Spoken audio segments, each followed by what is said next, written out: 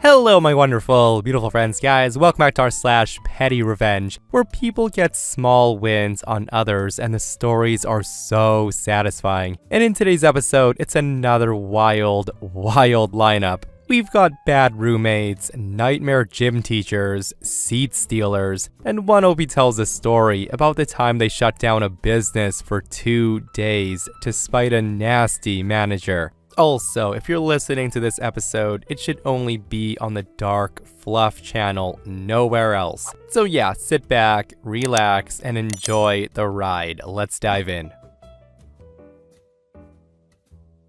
Last week, I took a flight from Athens, where I'd been visiting relatives, to London.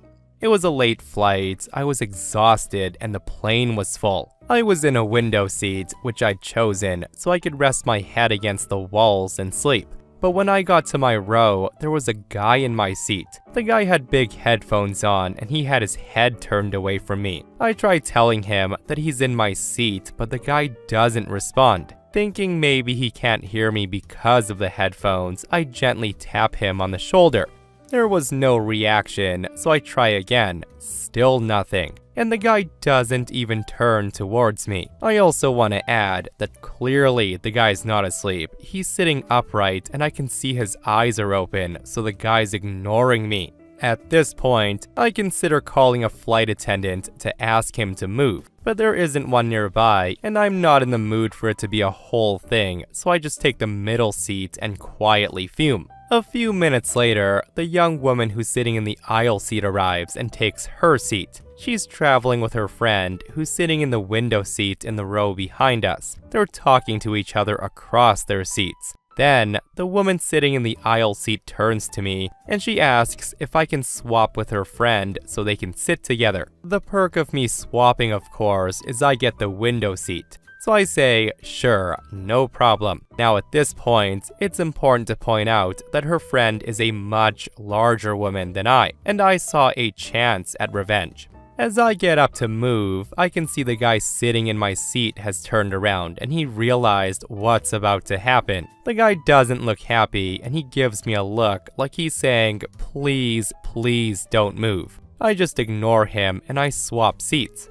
I spent the flight mostly with my eyes closed as I try to get a nap in, but I do occasionally have a look at the row in front of me, and I'm very satisfied to see that the woman in front of me is taking up nearly half the window seat as well as her own seat, and that the guy in my seat is squashed up against the wall of the plane. I hope he spent the whole flight thinking how if he'd just taken his own seat, he would have been able to swap with a woman, and I would have been the one pinned against the wall. Maybe next time, he'll think twice before he takes someone else's seat. Now that's instant karma right there, guys. Steal my window seat, be mega uncomfortable for the whole flight. And this person comments that OP should have kicked his seat continuously throughout the whole flight, just to add insult to injury. Some people are way too good at being petty.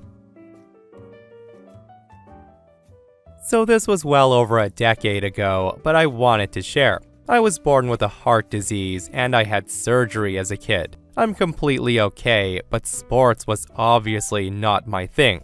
I was small, skinny, and clumsy because I really couldn't do the typical outdoor stuff like most kids. That meant I got teased and picked on and all that, typical for a geeky kid who doesn't excel with football. That said, in high school, we had a mildly problematic gym teacher. He was a typical sports dude who would make fun of slower kids. I still remember how he ordered my overweight friend to do a gymnastics jump from a trampoline over a stool, which he obviously couldn't do, and my friend fell so hard he cracked his head. I found peace with myself long before, and mostly, I didn't care, I just took it. But it was stupid, and I hated how he encouraged the jock culture of making fun of the nerds. We would occasionally do basketball or soccer or football. The thing about my specific condition is I don't do explosive and reactive sports at all, so I would have to sit down every few minutes to catch my breath. Now, you would think, what's wrong with that? But I was shamed about being the weakling of the class every single week. I do like sports though, a lot. I was just told by my parents and doctors to take it easy, and growing up, I noticed I had no problem whatsoever with endurance and steady long-distance efforts. As long as I don't go into the red, I could keep it up for quite a while. So it's not a surprise that I fell in love with road cycling when I first saw the Tour de France on TV. I was super skinny, couldn't sprint, but I could climb a long mountain any day, pacing myself and blowing nearly anyone off my wheel on endurance. So I got myself a road bike and I never told anyone at school about my rides. So here comes the revenge. We had a class called Sports Day, and there was a bus arranged to take us to the top of a mountain about an hour away where we were supposed to go on a hike. Our gym teacher makes an announcement that if anyone wants, he'll cycle up there, and we could join him on the climb instead of the hike. I was the only one to volunteer. He was surprised, and he comments something to the effect of not being able to keep up, and I'm not gonna wait for you, but I insisted. There was no way he could know that I was more than capable to climb that mountain, because he only saw me struggling with sports with him. He also couldn't know that this was my home hill. It literally starts a kilometer away from my house. And I did that climb over 100 times, and I knew it blind, and I knew my pacing, and while I was no super athlete, I knew that I could probably drop my gym teacher at will there. For the cyclists out there, the climb's 12.5 kilometers, 6.9 gradient, super regular. For non-cyclists, it's a perfect climb for a lightweight rider with good pacing and stamina. So the day arrives and I do my warm-up, nutrition, and everything, as if it was a life or death mountaintop time trial. And I rock up at the school in my full racing kit and my racing bike. I was 17 years old, weighed about 55 kilograms, and I was totally prepared. He was a typical, middle-aged, overconfident ex-soccer player, probably weighing 90 kilograms on a standard mountain bike. It was a super perfect situation. He sets a relatively hard pace on the stretch of flat before the climb, and I don't speak or take the front. I just take my good time to get back on his wheel after intersections, and he probably thinks he'll drop me the second we start going uphill. Then the climb begins. It becomes very apparent to me that the guy's near his limit, but also, he's a lot slower than what I could do on that mountain. But I don't attack him, that wouldn't be satisfying. Instead, I start bantering how someone's getting dropped today and it would be super embarrassing if the whole class sees how I beat him.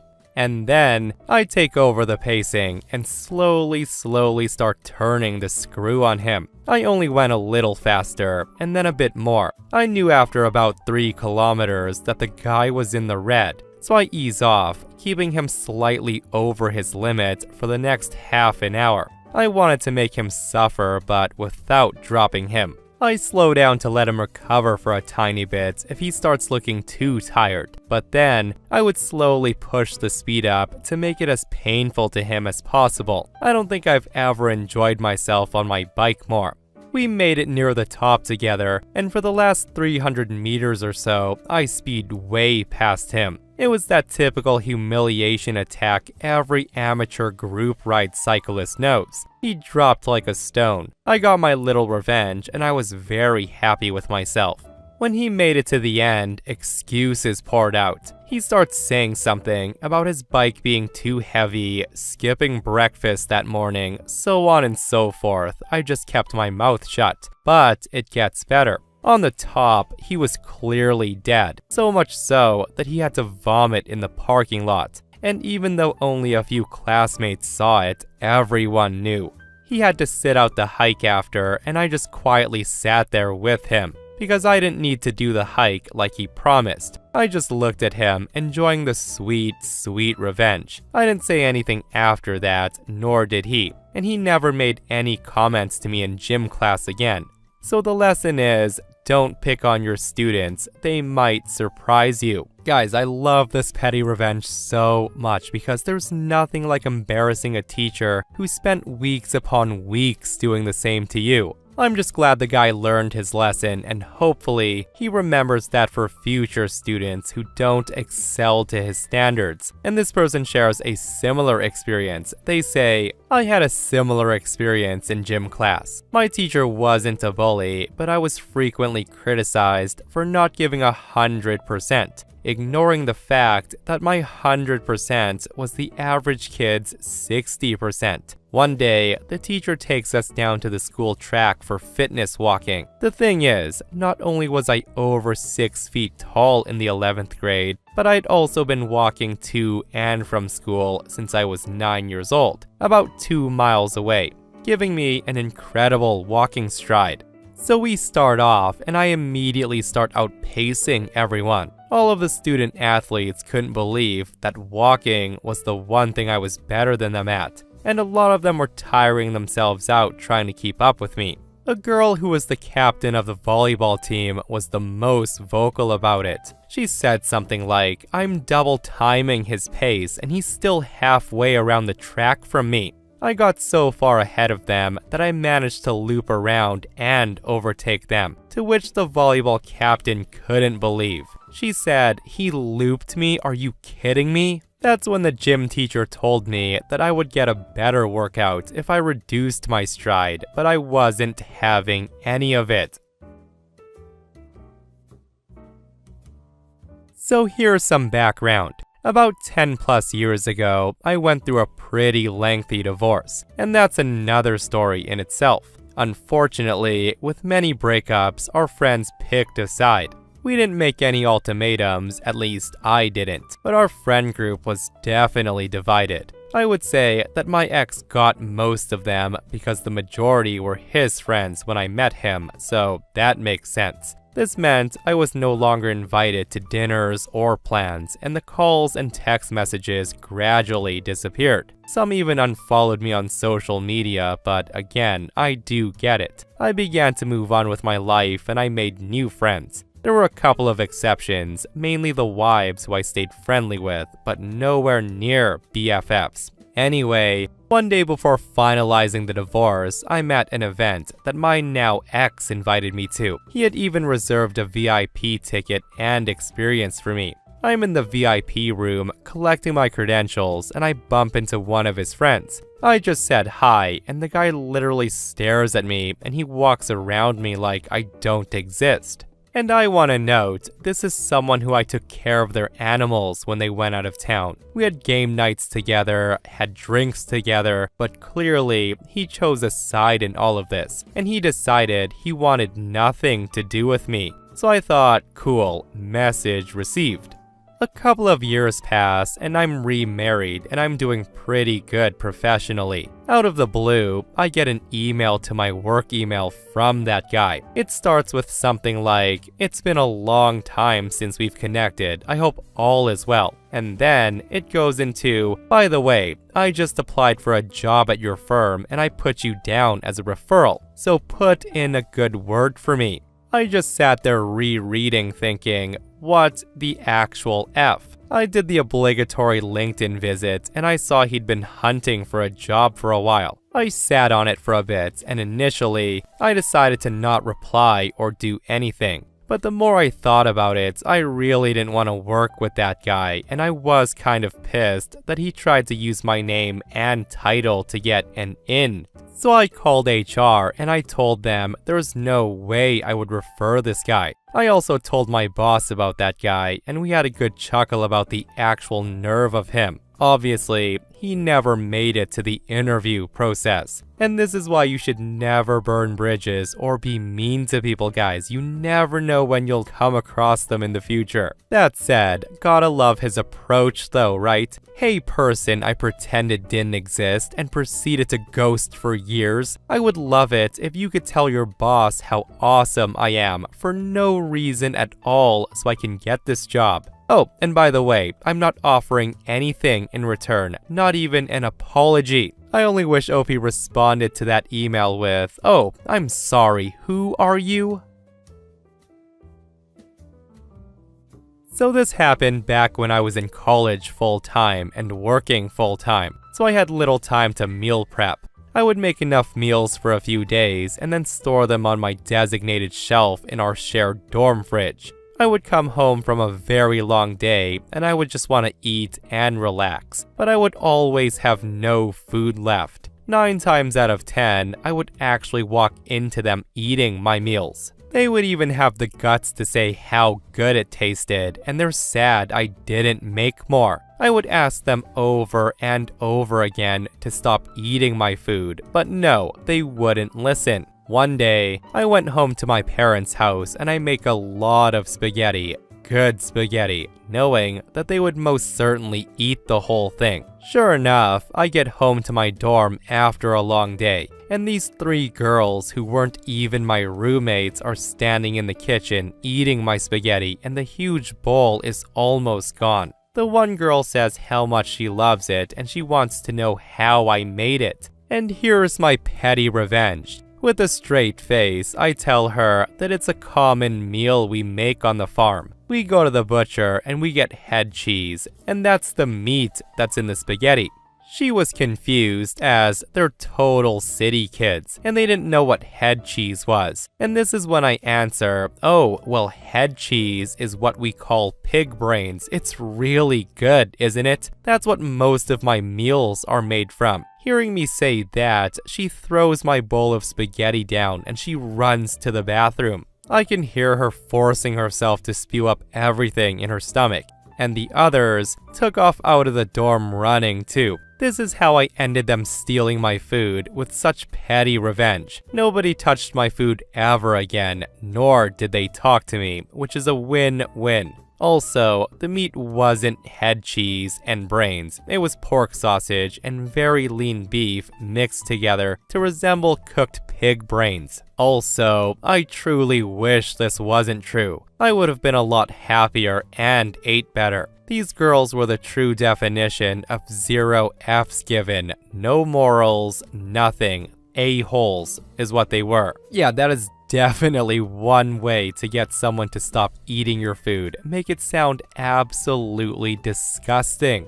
And the nerve of some people, right? Like, I get 1 or 2 times, but this occurred on a weekly basis where they would steal OP's food. I'm surprised it took that long for OP to dish out some petty revenge. And this person comments, it reminds me of the time I threw a potluck dinner. This one girl came, and of course, she didn't bring anything again. After she remarked on how good the meatballs were, the one who made them was proud to say they were made of lamb. The rude one makes a face, and she asked why no one told her it wasn't beef. That's when I said to her, no big deal, just eat what you brought. Oh, yeah, that's right, you didn't bring anything. She was also proud to say she didn't eat pork, but oh how she loved bacon. And guys, while we're on the topic of getting back at roommates, listen to this post, where OP deals with a loud snoring roommate. So I work and live on a cruise ship, and depending on the route, we dock every 2 to 4 days. I have one roommate and we have bunk beds with me on top. I'm a performer, so we get to pick our roommates, and my roommate never told me that she snored very loudly. I did try earplugs, but no. I also have big over-the-ear headphones and was playing music, but still I could hear her.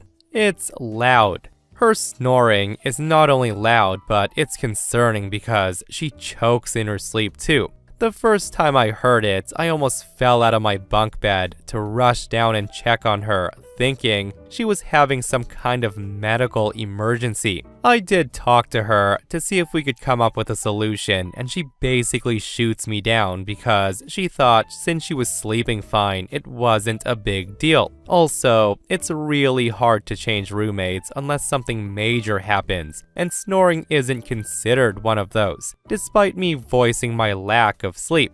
I did my best to live with it, but I was fed up when I got done with a long workday and I had to be up at 6 a.m. and the snoring only allowed me 2 hours of sleep.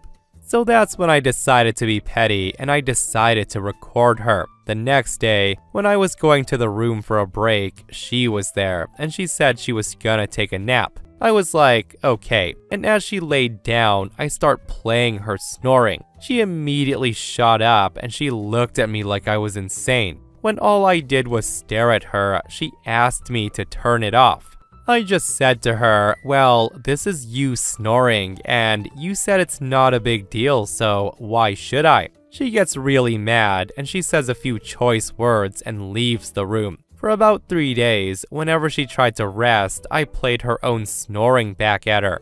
Finally, I got called in for a meeting with the manager because roommate was mad at me. I explained my side of the story, and because roommate failed to mention that she refused to address her snoring, she made it seem like I was playing loud noises for the heck of it. In the end, my roommate's angry that the manager didn't fully take her side, and even told her she was being difficult by not trying to address her snoring and brushing off my need for sleep. We end up getting moved with new roommates though.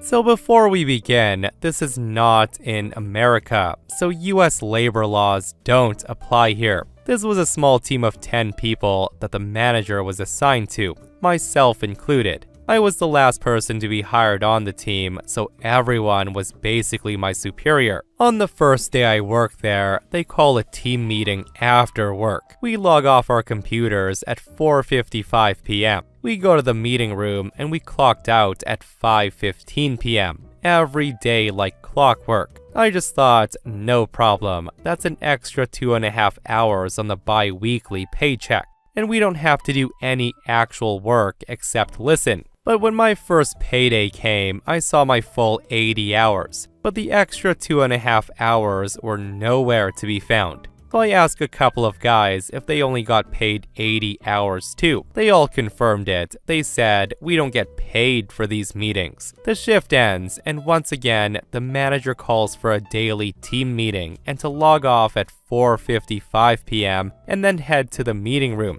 I do so, and I sit there for 5 minutes. As soon as it hits 5 p.m., I get up and say, I need to be somewhere important. And with everyone's eyes on me, the manager says, okay. I leave the room, clock out, and go home. The next day, I do the same, and again and again. The manager never stops me, and then one day, the manager pulls me to the side and asked, hey, what's this important thing you need to get to after work every day? I just tell him it's a personal matter, and he leaves it at that. Pretty soon, it catches on. The other guys start leaving right after me, and eventually, within a matter of days of me starting to leave at 5, everyone else starts doing it too. The manager then starts scheduling meetings for 4:40 p.m. All it took was one person to not take this crap anymore. And with OP being the new worker there, kudos to them for not putting up with that. Like sometimes the workers gotta train the managers, right? And this person says, I once had a job that needed overtime. I've never been a fan of overtime whatsoever. I put a very high value on my personal free time. I got sick of it and I decided I would no longer participate. So every day at 5:30, I start clocking out. The boss pulls me to the side one day and he asked why I'm leaving early. I respond, I have other things to do after work, and he wanted to know what those things were. I told him it's really none of your business, but it's called not being at work. I don't want or need overtime.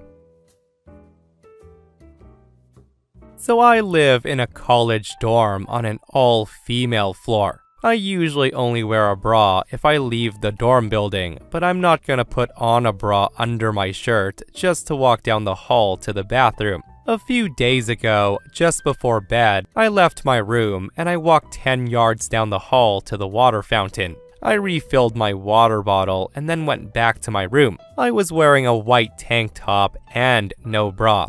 The tank top was fitted but wasn't see-through. There was a small group of people hanging out in the hall, but I thought nothing of it until around half an hour later when I get a knock on the door from one of the girls I'd seen in the hall. She said something to the effect of, hey, so sorry to ask you this, but if you go out into the hall, could you please put a bra on? My boyfriend's out there and he was staring a little, so... Now, I'm super non-confrontational, so I was like, yeah, sure, sorry about that. And for the rest of the night, anytime I left my room, I put a sweater on. And that was the end of it, or so I thought. The next day, my roommate told me that she'd overheard the girl telling a few of her friends about the incident while in the bathroom. She said the girl was making it sound like I'd been purposely trying to seduce her boyfriend, wearing basically nothing, and taking my time at the water fountain. Not only that, but I was apparently posing to push out my chest, the whole works. When she left the bathroom, my roommate said the girl was actually acting it out at the water fountain, pretending to be me, mocking me.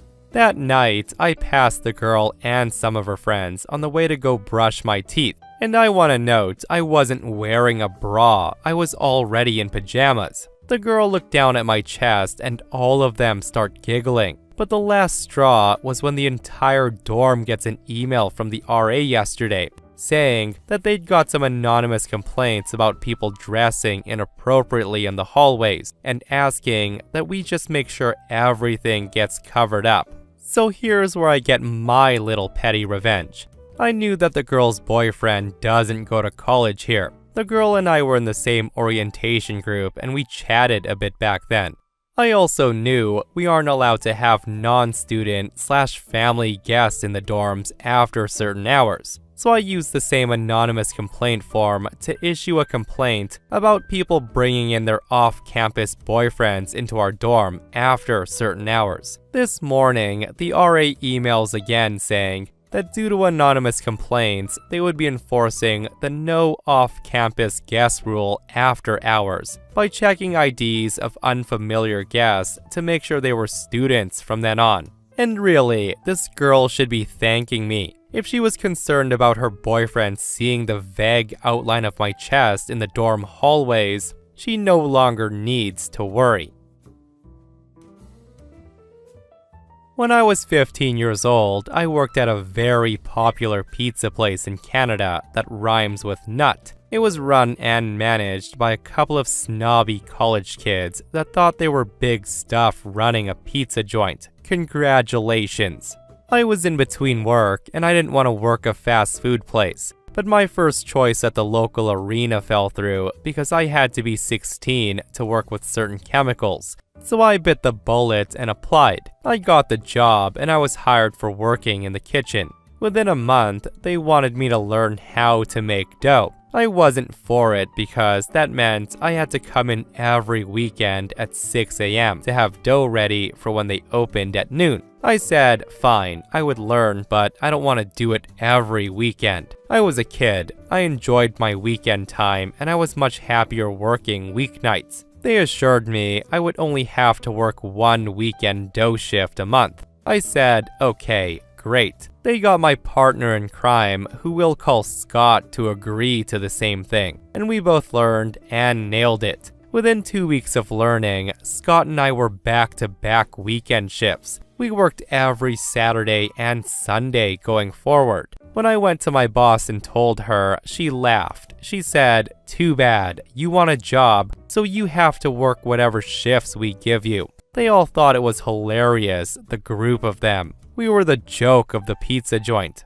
They knew we needed jobs and that we wouldn't quit. Then, I went home one Saturday and my parents said the arena called and they wanted me to come in for another interview. I went in and I was told I would be offered the job in 2 weeks, the day after my birthday. I asked if they needed anyone else and they said yes, and I told them about my friend Scott and how he worked. He said to hand in his resume and he would get it all set up. Cue petty revenge. The next Saturday, I went into work and I sat around and did absolutely nothing. I just drank chocolate milk and I hung out in the booths of the restaurant twirling my thumbs. My boss shows up for open and I was standing there, apron and name tag in hand. I said to her, I quit. My boss just laughs and she says, whatever, we were going to fire you anyways.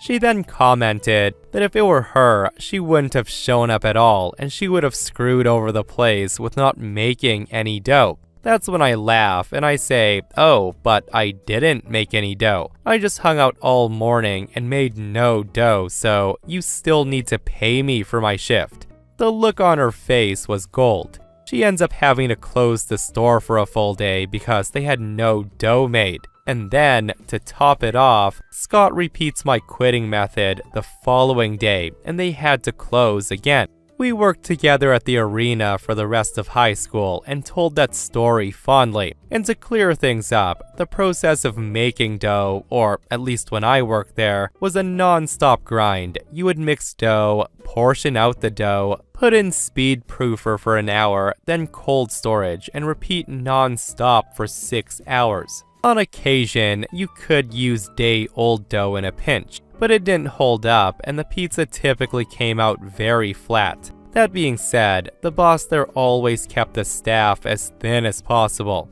and would not have been able to run the front of house and back of house at the same time to have made dough on the spot. We were a small town and we were the busiest pizza place there. Friday evenings and Saturday and Sunday with the cheap buffet were crazy. Thanks for the love and glad people enjoyed the story. What a well done petty revenge that was, and with Scott repeating what Opie did the day after, absolutely perfect. Like, having the store closed for 2 days in a row on the weekend is a huge loss of profits, especially for a pizza place. And I'm sure the owner kept that in mind when Opie's Karen boss came to them for a raise. And that, my friends, brings us to another end of r/petty revenge. Guys, I hope you enjoyed today's stories. If you did, hit that thumbs up. And if you're not subscribed, consider subscribing so you don't miss these crazy stories. And if you missed the last episode on the channel, it's an r/malicious compliance episode where OP's smug boss gets taught a lesson she won't ever forget. Go check it out if you haven't, and myself and Stevie Boy will see you guys in the next one. We love you.